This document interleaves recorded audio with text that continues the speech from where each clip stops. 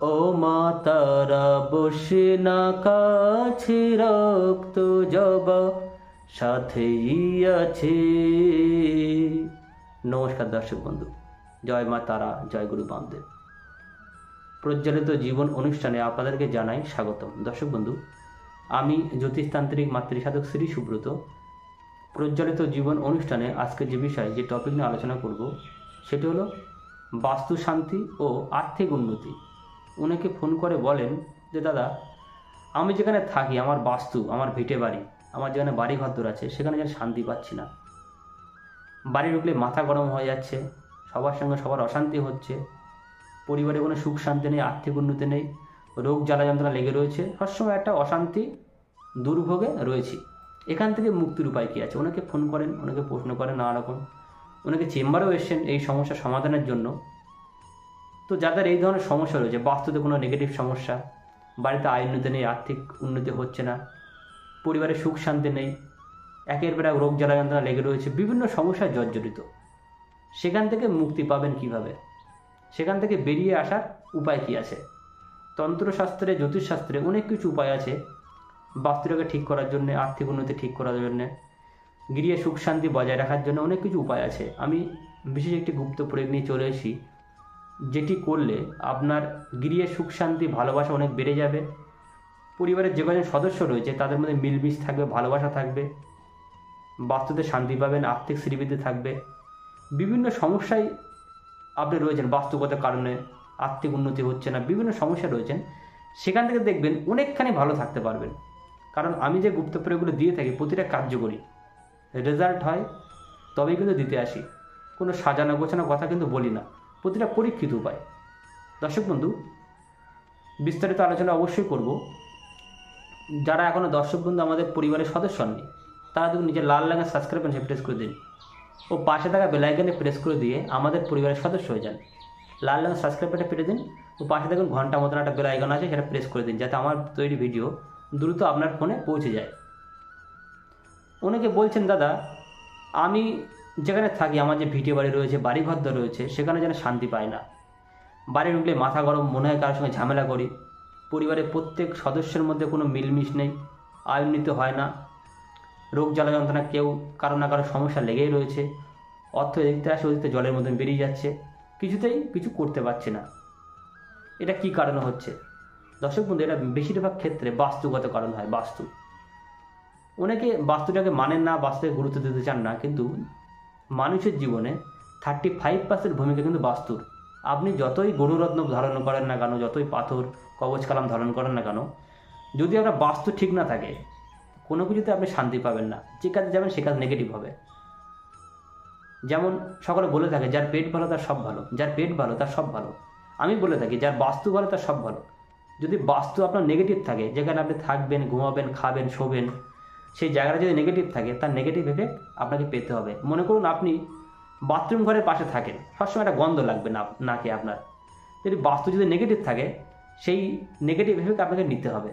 অনেকের বাড়িতে দেখেছি ঈশান কোণে পায়খানা বাথরুম, নর্থ ইস্ট কোণে, উত্তর পূর্ব কোণে, এটা খুব খারাপ। বেশিরভাগ ক্ষেত্রে দেখেছি নর্থ ইস্ট কোণেই পায়খানা বাথরুমটা হয়ে গেছে। ঈশান কোণ হচ্ছে দেবতার বাস, শিব পার্বতীর বসবাসের জায়গা, যেখানে দেবতার পুজো পাঠ করা হয়, ঠাকুর দেবতার পুজো পাঠ করা হয়।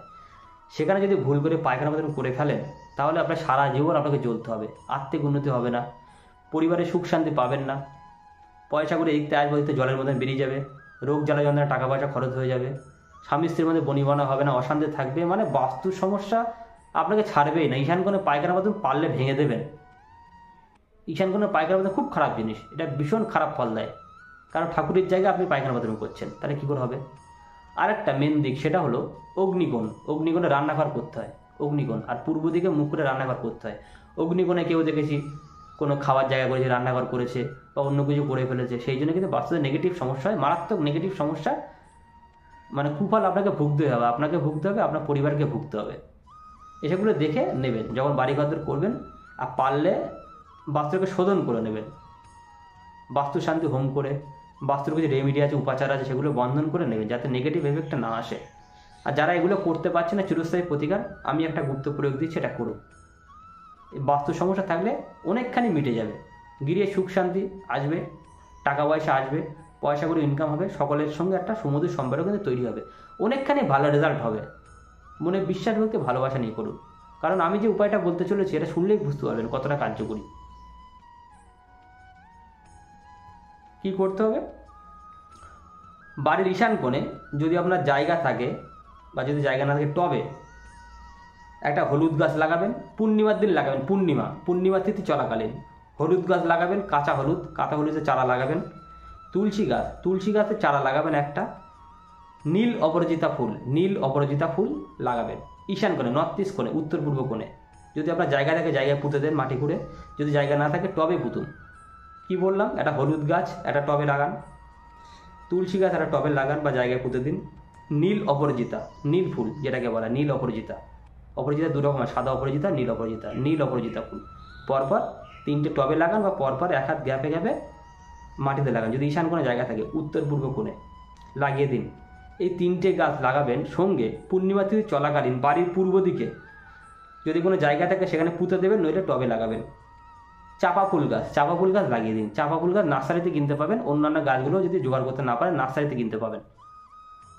চাপা ফুল গাছটা পূর্ব দিকে লাগান, আর উত্তর পূর্ব কোণে, নর্থ ইস্ট কোণে, ঈশান কোণে আপনি হলুদ গাছ 1 পিস, তুলসীর চারা 1 পিস, নীল অপরাজিতা চারা 1 পিস লাগিয়ে দিন। পূর্ণিমা তিথি চলাকালীন লাগাবেন। পূর্ণিমা তিথি চলাকালীন কিনে আনবেন, পূর্ণিমা তিথি চলাকালীন লাগাবেন। এইবার লাগানোর পরে সন্ধেবেলা পরপর কয়েকটা পূর্ণিমা তিথি চলাকালীন সন্ধেবেলা একটা করে ঘিয়ের প্রদীপ জ্বালাবেন। ঘিয়ের প্রদীপ মাটির প্রদীপ ঘি দিয়ে জ্বালাবেন। ঘিয়ের প্রদীপের শিখাটা অবশ্যই পূর্ব দিকে থাকবে। মাটির প্রদীপ কিনে আনবেন বাজার থেকে, 10-12 ভান্ডার থেকে, অল্প করে ঘি দেবেন, তুলো দিয়ে সলতে পাকিয়ে সেটাই পূর্ব দিকে মুখ করে জ্বালাবেন। জ্বালিয়ে আপনার আর্থিক শ্রীবৃদ্ধির কথা জানাবেন, পরিবারের সুখ শান্তির কথা জানাবেন। বাস্তুতে যেসব নেগেটিভ সমস্যা, বাস্তুতে যেসব সমস্যা রয়েছে আপনার, যেটা সমস্যা চলে সেগুলো জানাবেন। আপনার সম্পূর্ণ এই ধরনের মনস্কামনাগুলো জানাবেন। দেখবেন পরপর কয়েকটা পূর্ণিমা তিথি চলাকালীন এই ঘিয়ের প্রদীপ জ্বালালে সঙ্গে এই গাছপালা লাগানো থাকবে, মাঝে মাঝে লালন পালন করবেন, জল দেবেন, দিয়েই এই সমস্যা কথা আপনি কামনা করবেন। দেখবেন বাস্তু সমস্যা অনেকখানি মিটে গেছে, আর্থিক শ্রীবৃদ্ধি হবে, পরিবারের সুখ শান্তি বৃদ্ধি পাবে, সব কিছু সার্বিকভাবে ডেভেলপ হবে। যদি কোথাও বুঝতে অসুবিধা হয়, যদি মনে হয় এখানে বুঝতে পারলাম না, এখানে ঠিক সমস্যা হলো, পরিষ্কার হলো না, তা আমাকে ফোন করে নেবেন, আমি সরাসরি কথা বলি। সকলে ভালো থাকবেন। আর্থিক সমস্যা যাদের রয়েছে তারা এটা করুন, বাস্তু সমস্যা যাদের রয়েছে তারা এটা করুন। যাদের এই ধরনের সমস্যা নেই তারাও করে রাখুন, কোনো নেগেটিভ এফেক্ট দেবে না, ভালো সুফল দেবে, বাস্তু আরও ভালো হবে।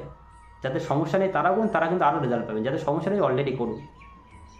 যদি তন্ত্রমতে চিরস্থায়ী প্রতিকার করানোর থাকে, প্রিয়জনকে ফেরানো, বশীকরণ, বিচ্ছেদ, শত্রুনাশ, আর্থিক সমস্যার সমাধান, দাম্পত্য সমস্যার সমাধান, গ্রহ দোষ খণ্ডন, বাস্তু দোষ খণ্ডন, তারা আমার সঙ্গে যোগাযোগ করে দেবেন।